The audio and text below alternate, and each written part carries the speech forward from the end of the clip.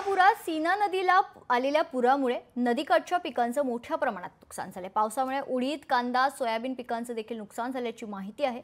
सीना नदीवरून आढावा घेतलाय आमचे प्रतिनिधी वसीम अत्तार यांनी। पाहूयात।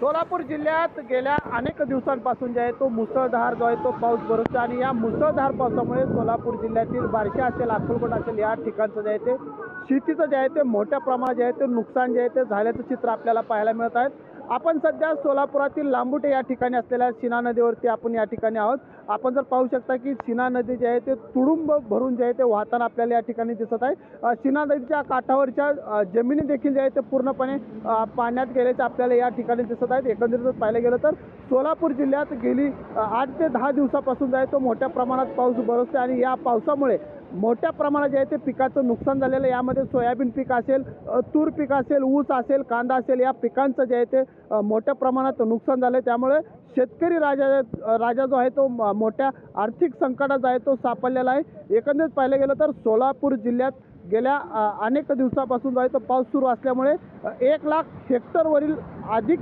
पिकांचं जे आहे ते नुकसान या ठिकाणी झाल्याची प्राथमिक माहिती जी आहे ते कृषी विभागाकडून जे आहे ते देण्यात आलेली आहे। त्यामुळे पंचनामे जे आहेत ते पंचनाम्याचं काम सुरू असून आर्थिक मदत लवकरात लवकर शेतकऱ्याला मिळावी अशी मागणी देखील आहे ते शेतकरी वर्गातून होत आहे।